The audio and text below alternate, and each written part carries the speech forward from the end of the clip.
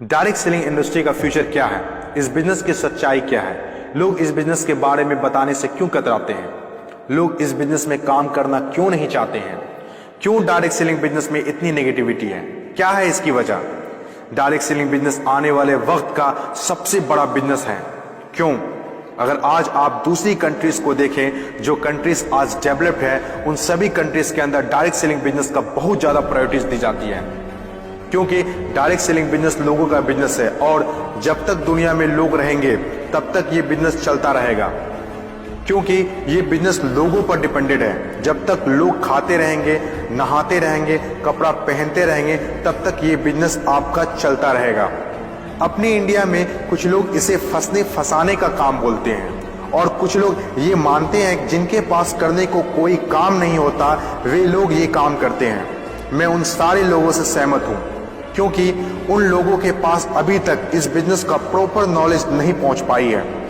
ये हम लोगों की जिम्मेदारी है कि इतनी पावरफुल और ब्यूटीफुल इंडस्ट्री के बारे में लोगों को समझाएं। दुनिया में कुछ ऐसे भी काम होते हैं जो लोगों को आसानी से समझ में नहीं आते हैं। एक छोटा सा एग्जांपल देता हूं। हम लोग दिन भर फेसबुक, व्हाट्सएप और यूट्यूब कितना यूज करते हैं और इसके लिए आपसे एक भी पैसा नहीं लिया जाता है। तो जरा सोचिए उनकी कमाई कैसे होती होगी, जबकि फेसबुक दुनिया के टॉप 10 बिजनेस में आता है कमाई के मामले में। कुछ लोग सोचते हैं अगर फेसबुक जब हमसे पैसा नहीं लेता है तो कमाता कैसे होगा। कुछ लोग सोचते हैं पता नहीं कमाता भी होगा कि नहीं। कुछ लोग कहते हैं जो डाटा हम लोग यूज करते हैं उससे कमाता है। डाटा का पैसा सिम वाले को जाता है, जिसका सिम हम लोग यूज करते हैं, चाहे वो एयरटेल हो या जियो हो। ना तो जानते हैं और ना ही जानना चाहते हैं कि कमाई आखिर कैसे होती है। दोस्तों, सबसे पहले आपके लिए ये जानना जरूरी है कि कोई भी इंडस्ट्री कैसे चलती है और कैसे बनती है। किसी भी नई इंडस्ट्री को चलने के लिए 4 फेज से गुजरना होता है। पहला जो फेज होता है वो होता है नेगेटिव फेज, और आज direct selling industry negative phase में है। ये फेज हर नई इंडस्ट्री को झेलना ही पड़ता है। जब भी मार्केट में नया बिजनेस आता है तो लोग पहले उसे ठीक से समझ नहीं पाते हैं और अनदेखा कर देते हैं। जैसे बैंकिंग सेक्टर के साथ हुआ, इंश्योरेंस सेक्टर के साथ हुआ, टेलीकॉम इंडस्ट्री के साथ हुआ। पहले ना तो लोग बैंक में पैसा जमा करते थे और ना ही इंश्योरेंस लेते थे, क्योंकि इंडस्ट्री नई थी, लोग डरते थे, किसी पर भरोसा नहीं था। लेकिन आज देखिए, यही इंडस्ट्री है जिसके बिना किसी राज्यों की कल्पना करना असंभव है। जब नई नई प्लास्टिक इंडस्ट्री स्टार्ट हुआ तो 95% लोगों ने इनकार कर दिया, ये कहकर कि यह पॉसिबल नहीं है। लेकिन उस वक्त भी 5% लोगों को विश्वास था और आज वही 5% लोग दुनिया में आगे हैं। आज हर चीज प्लास्टिक का है, जग हो या बाल्टी, कुर्सी हो या टेबल, खिलौना हो या फ्रेम, यहाँ तक कि डोर भी अब प्लास्टिक के हैं, जो आज से 20 साल पहले किसी ने सोचा भी नहीं था। आज direct selling business negative phase में है, इसीलिए इतनी सारी नेगेटिविटी है। और जब ये पॉजिटिव फेज की तरफ बढ़ता जा रहा है, नेगेटिव फेज में होने के बावजूद भी इस इंडस्ट्री ने कई लोगों की जिंदगियां बदल दी। दूसरा जो किसी भी इंडस्ट्री को फेस करना होता है वो दूसरा फेज होता है पॉजिटिव फेज।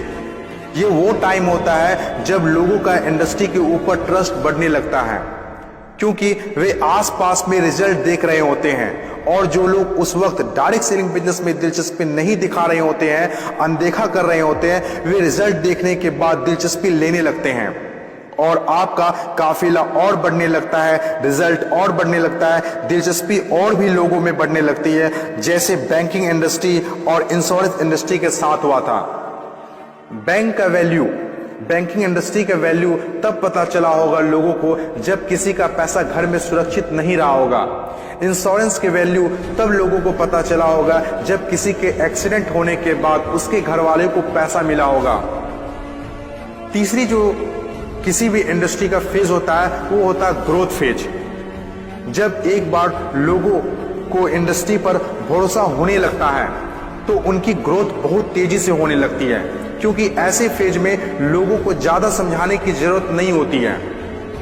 और जब तक कोई कंपनी ग्रोथ फेज में नहीं आती है तब तक लोग उसके साथ जुड़ना पसंद नहीं करते हैं और जैसे कंपनी ग्रोथ फेज में एंटर करती है तो लोग उसके साथ ऑटोमेटिक जुड़ना और काम करना स्टार्ट कर देते हैं। चौथी और आखिरी फेज, हर इंडस्ट्री को इससे गुजरना ही होता है, कंपटीशन फेज। हर एक इंडस्ट्री के अंदर एक वक्त ऐसा आता है जब कंपटीशन बढ़ने लगता है। इंडस्ट्री और कंपनीज की ग्रोथ को देखकर ज्यादातर लोग कंपनी के साथ जुड़ना और काम करना शुरू कर देते हैं। ज्यादातर लोग ज्यादा प्रॉफिट के चक्कर में कंपटीशन होने लगता है, फिर चाहे कोई सेक्टर हो, बैंकिंग सेक्टर हो, टेलीकॉम सेक्टर हो या ऑनलाइन शॉपिंग हो। आज के टाइम पर हर सेक्टर में हाई लेवल कंपटीशन है। ये टाइम हम सब के लिए बेस्ट टाइम है, इस इंडस्ट्री को जानने के लिए, समझने के लिए और इसे करने के लिए। According to FICCI, direct selling industry का मार्केट साइज 6000 करोड़ आंका गया है। आज तक जितना हुआ है उसको देखते हुए फिक्की ने डिक्लेयर किया है कि डायरेक्ट सेलिंग बिजनेस 2020 से 25 तक 645 अरब तक की हो जाएगी। आपको इस बात को जानना बहुत जरूरी है कि अमेरिका, ऑस्ट्रेलिया, चीन, जापान, कोरिया और सिंगापुर जैसे बहुत बड़ी बड़ी डेवलप्ड कंट्रीज ने डायरेक्ट सेलिंग बिजनेस को बहुत हद तक अपना लिया है और वहां के सिटीजन भी बहुत जागरूक हैं। बदलाव के बिना तरक्की नहीं की जा सकती है और जो लोग अपने सोचने का तरीका नहीं बदल पाते हैं वे लोग अपनी जिंदगी में कुछ भी नहीं बदल पाते हैं।